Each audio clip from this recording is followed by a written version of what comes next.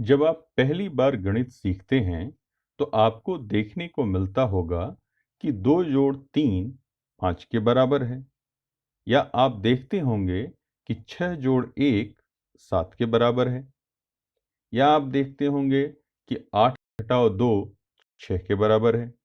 और ये सब देखकर आप सोचते होंगे कि बराबर का चिन्ह हमसे सवालों के जवाब मांगता है। जैसे कि 2 जोड़ 3 क्या होगा? 2 जोड़ 3 5 होगा। 6 जोड़ 1 क्या होगा? 7 होगा।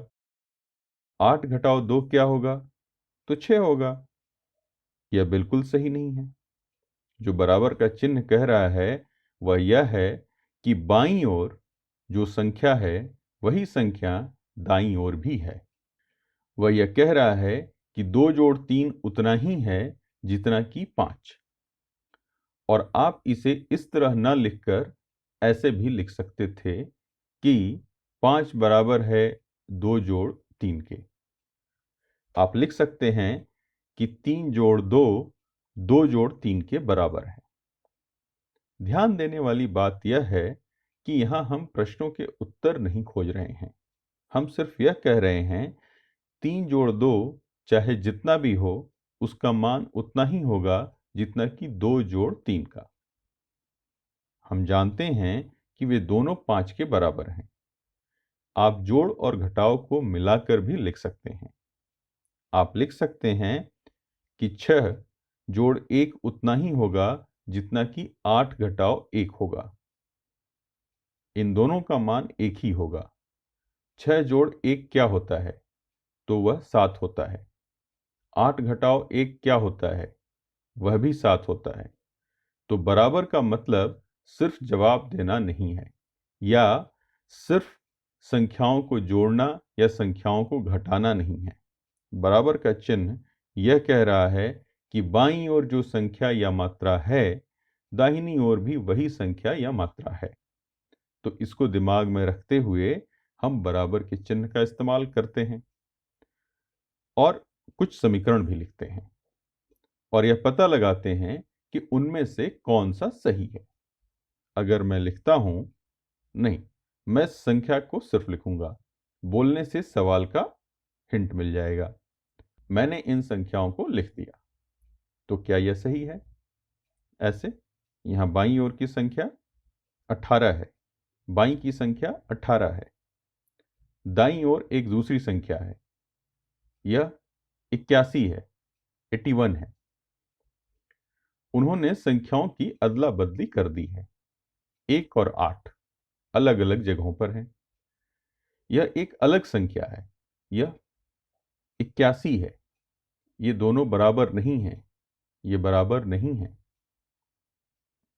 इसलिए यह समीकरण सही नहीं है।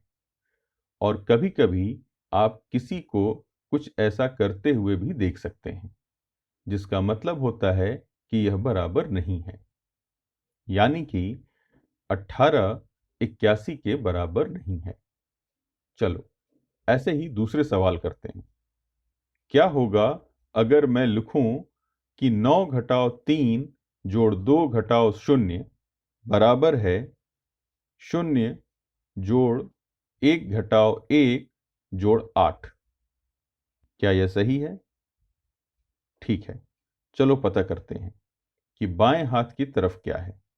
देखें, 9 घटाव 3 6 है, जोड़ 2 8 है, फिर 8 घटाव 0 भी 8 है।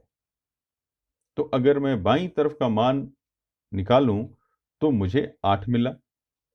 बाईं तरफ 8 है और फिर दाईं तरफ मैं 0 जोड़ 1 घटाव 1, तो 1 से 1 कटकर यह 0 हो गया। फिर जोड़ 8 है, तो यह सब मिलकर 8 होने जा रहा है।